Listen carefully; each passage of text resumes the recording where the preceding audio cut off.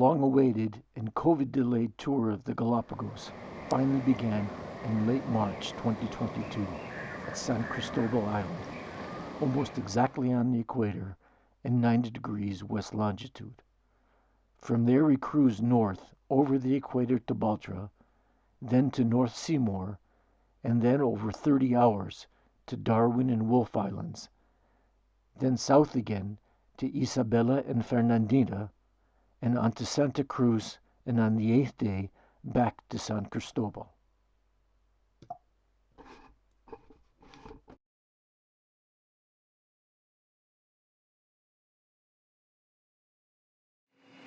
We were lucky to get great panoramic and close-up views of the iconic Galapagos topography of volcanic cones and the basalt layers laid down by successive eruptions.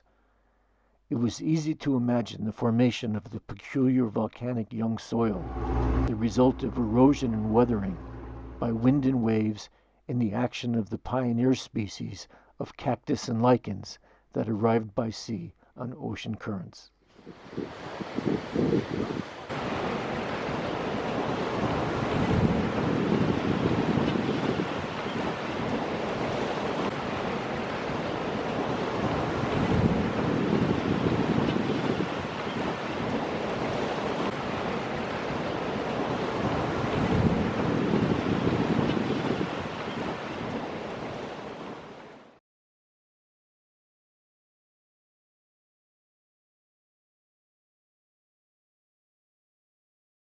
At the Darwin Research Institute, where they raise different species of tortoises to replenish the populations among the islands, we learned about how species such as tortoises must have first arrived on vegetation rafts and managed to survive in the relatively dry environment.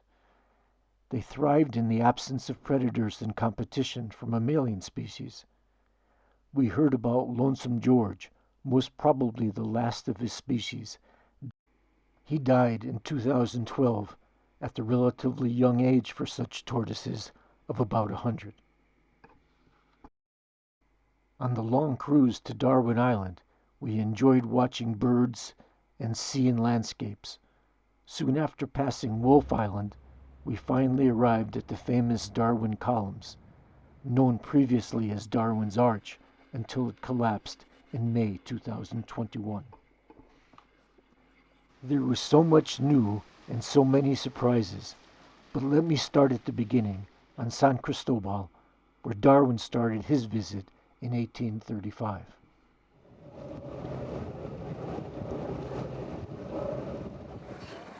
I'd seen sea lions before in a few places, but not the endemic species found on the Galapagos, and I was not prepared for the huge population of them on San Cristobal.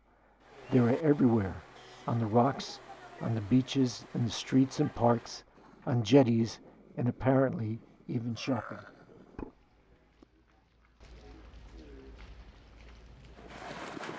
This boat ramp is an especially popular hangout for several generations of sea lions. There's a little jostling for the best spots, and the little ones need to make sure they don't get stepped on.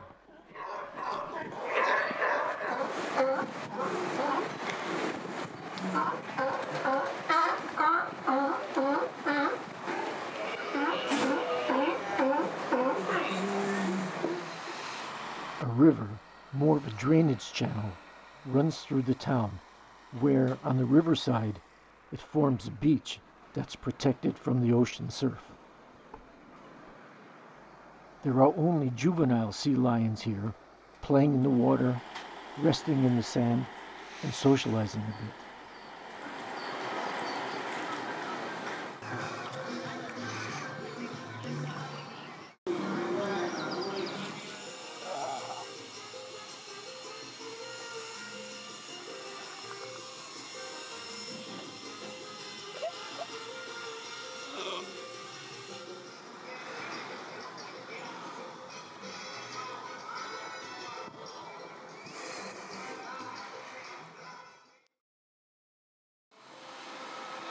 On the ocean exposed side, there is another beach where families hang out.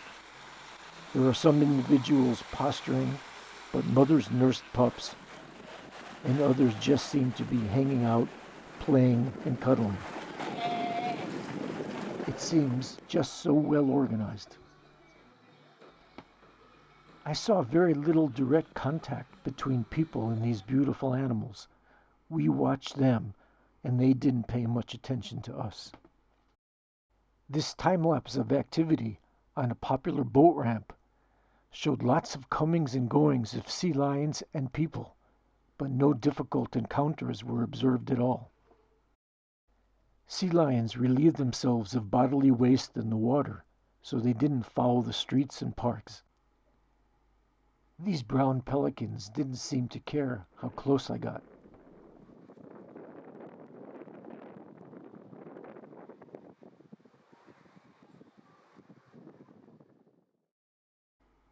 And these aptly named ruddy turnstones just got on with their search for a meal by poking among the sand grains for bits of food. And these guys waved enthusiastically as they sat at the nearby bar, the musing from which you can hear. This is a very warm, welcoming, and pleasant place indeed. The first non-seal marine creatures I saw were these ubiquitous Sally Lightfoot crabs. They come in a variety of color patterns and supposedly got their name from a Caribbean dancer. These crabs get a firm hold on the rocks by sticking the tips of their pointed legs in the tiny holes in the lava and hold on tight. This way they can avoid falling off, even while powerful waves wash over them. John Steinbeck observed them at length in Monterey, California, and couldn't get over how nimble they were on the rocks and on the water. We went ashore on North Seymour Island to look at birds. The birds are pretty much comfortable with company, so they are easily approached when they are sitting on their nests or cavorting. The Galapagos magnificent frigate is the largest of the frigate birds and incredible flyers. When they're not swooping and soaring overhead, they build their nests, and the males inflate their throat pouches to attract females.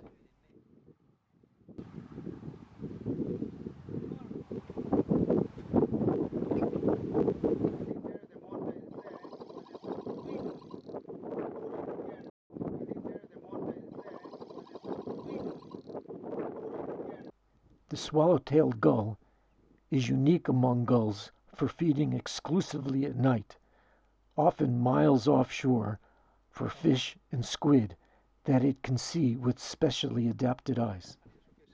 The iconic blue-footed boobies were happy to show off some of their mating rituals, high-stepping, raising their bill up in the air, flaunting their blue feet, high-pitched whistling, and the offering of a twig.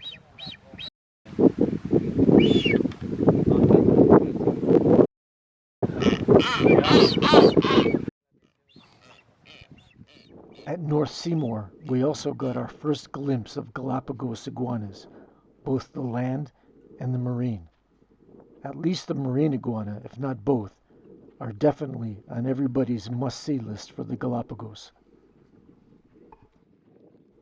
But much more about them later. Some days later, at Vicente Roca on Isabela Island, we were privileged to see two more species of birds that are endemic and iconic to the Galapagos. The flightless cormorant, the only cormorant that can't fly, and the Galapagos penguins, the only penguin naturally occurring north of the equator, an endangered species. The current population is estimated to be just 2,000 birds. One of my only sightings of a finch was very fleeting and perhaps questionable. More than once we wondered how and why Darwin became obsessed with these particular birds, where there were so many other species of animals that seemed to us more interesting and observable. Darwin collected lots of specimens of reptiles, plants, and birds during his 5 weeks on the island. Of course, he didn't have access to the underwater realm, and it was years later before he had his insights into the wide variations among the finches. As we explored, I realized that there is so much unique biological diversity in the Galapagos that I could never see it all, much less record it on this one trip. But I did my best to observe, film, identify, and learn about what I was seeing. I'm sure I've made some mistakes in identification, especially of fishes, and I would be grateful to get any feedback about errors that you notice. When we started diving, we were immediately exposed to the constant shifting of currents, upwelling and changing water temperatures. But the constant mixing of nutrients in this isolated area is largely what makes the biological abundance and diversity possible. We soon learned that sometimes it's best not to fight the current, but just to secure a spot and watch what went by. Just to get this over with, though we saw some hammerheads, I was unable to get any good shots of them. Yes, it's a hammerhead. Oh well, maybe next time. There were some amazing giant schools of pelagic barracuda in these Galapagos grunts, which are also endemic to the Galapagos.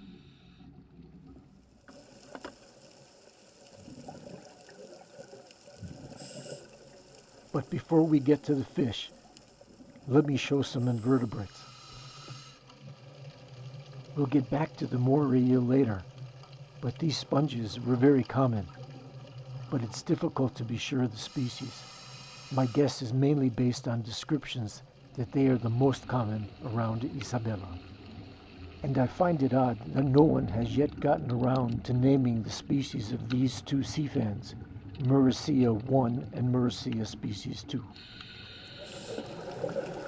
These orange solitary corals were common at many dive sites. We didn't see these lovely Gorgonians very often, though this was a very large colony. The pyramid sea star and Bradley sea star drapes its arms around hard surfaces.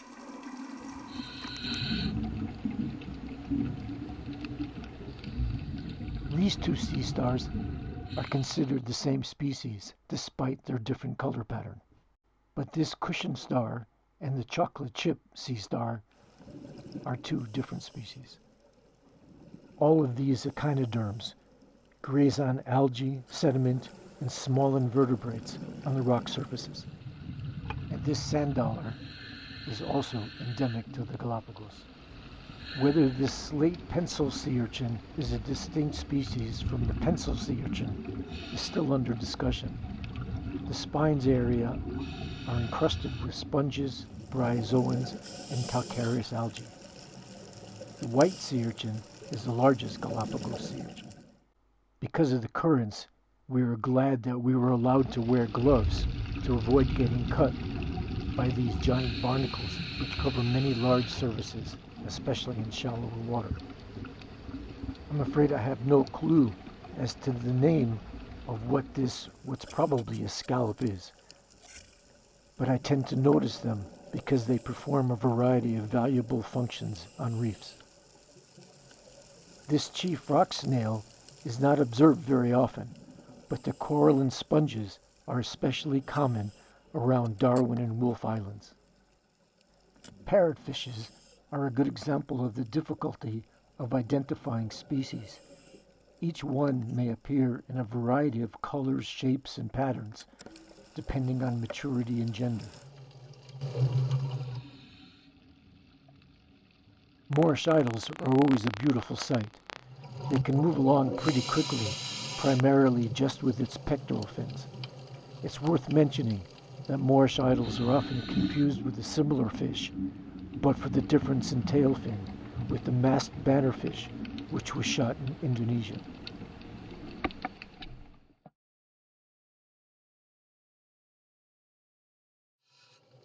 Watch this Moorish idol get chased away by the feisty damselfish. Damselfish zealously guard their territories, which seem most often to be on these distinctively helmet-shaped Parietes lobata corals. Damselfish will confront fish many times their size. In some places, they will fearlessly thump a diver's face mask.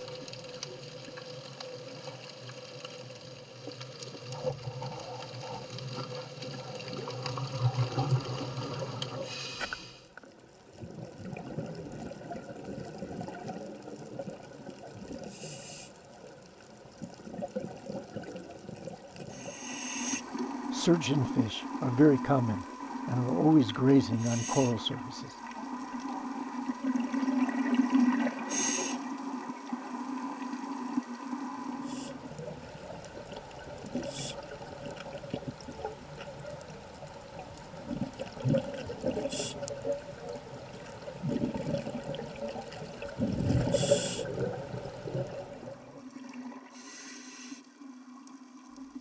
Puffers can be encouraged to leave their house in order to pose for the camera.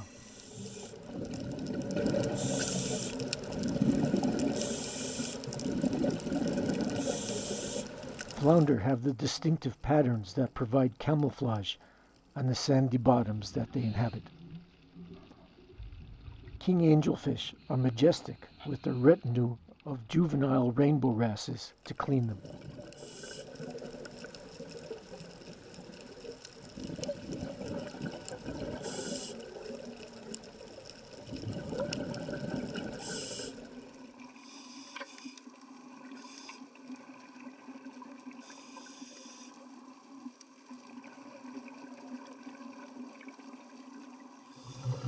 More mature, but still not adult rainbow wrasses flash by frequently. These Mexican hogfish are in the wrasse family, and they go through extreme shape and color changes from the juvenile phase to full maturity.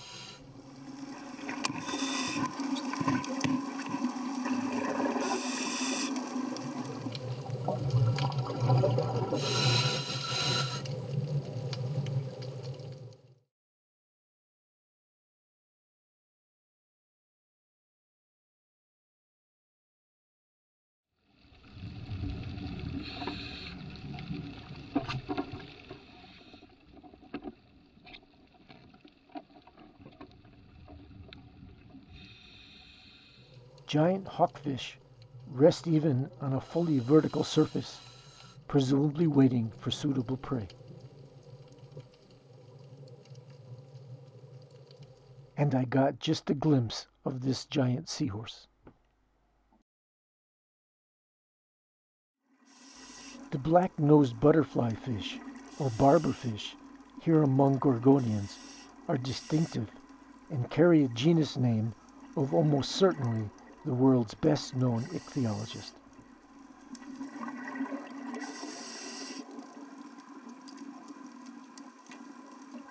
The cabrilla, a member of the sea bass family, sits and waits for prey on rocky surfaces.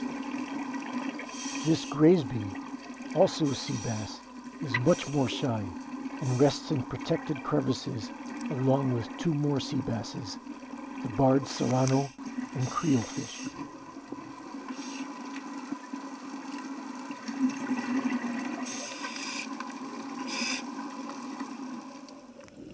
And still one more sea bass, an adult and probably juvenile Pacific mutton hamlets, sit among the beautiful and distinctive orange coral polyps and atop the familiarly shaped Porites reef-building corals. And here atop another reef-building coral. We saw huge stingrays on both rocky and sandy surfaces, as well as this Galapagos bullhead shark. It took a while chasing this red-lipped batfish in order to see the red mouth and unicorn-style spike.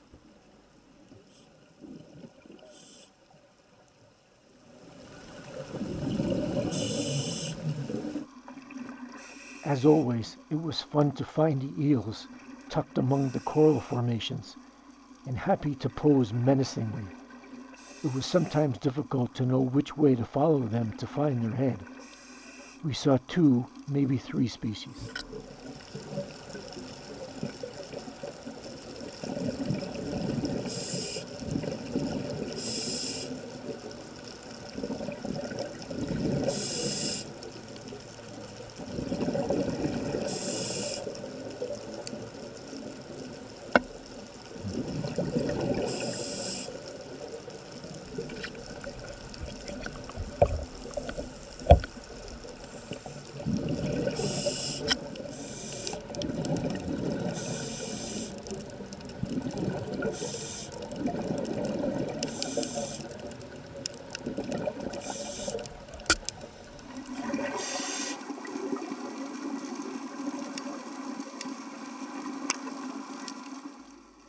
Turtles were abundant and not very shy.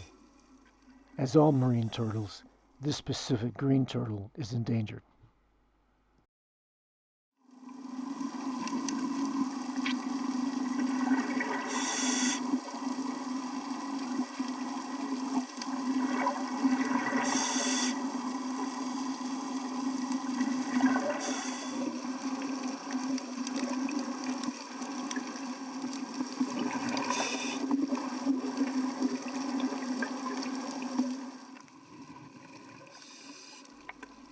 Right near the entrance to the cavern, we saw these fanged blennies.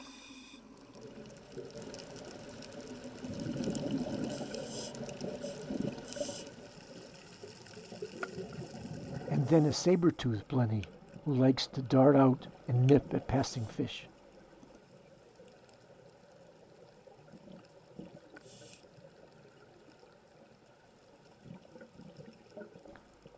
I'm always a little nervous in caverns where the exit is not always visible. Currents shifted constantly inside, but it was well worth it to see the turtles, the scorpionfish, the sea lions darting all around. This scorpionfish blends in particularly well with the pink sponge. The same species can change color to blend in with the greener surroundings. And this third scorpionfish doesn't seem to be too bothered by being so visible. And of course, sea lions are nothing if not playful and curious.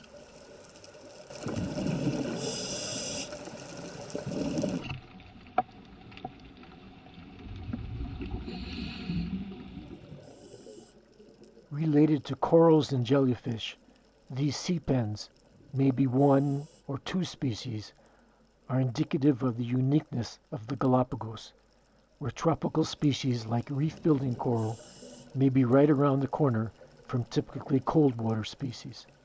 I was certainly surprised to see them.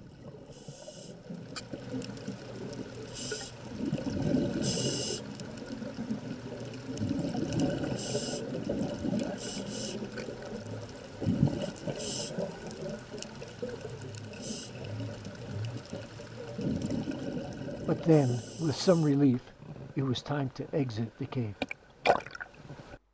And then it was time to turn our attention back to the marine iguana, perhaps the most iconic of all marine species of the Galapagos. At Cabo Douglas on Fernandina Island, we were thrilled to finally see these creatures eating and swimming in their strange reptilian way, seemingly quite oblivious of us. This is the only lizard on Earth that spends time in the sea, which I find quite remarkable.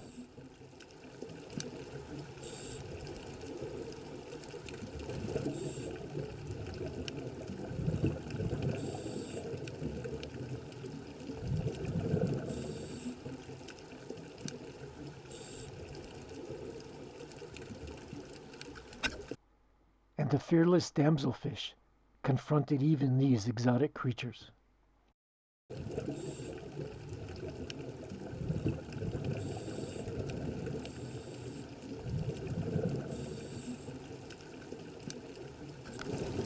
And then it was time for both the iguana and us to go back to the surface to get some air, and for us to head back to San Cristobal. It was almost like returning home to our sea lion friends. It was a memorable week indeed.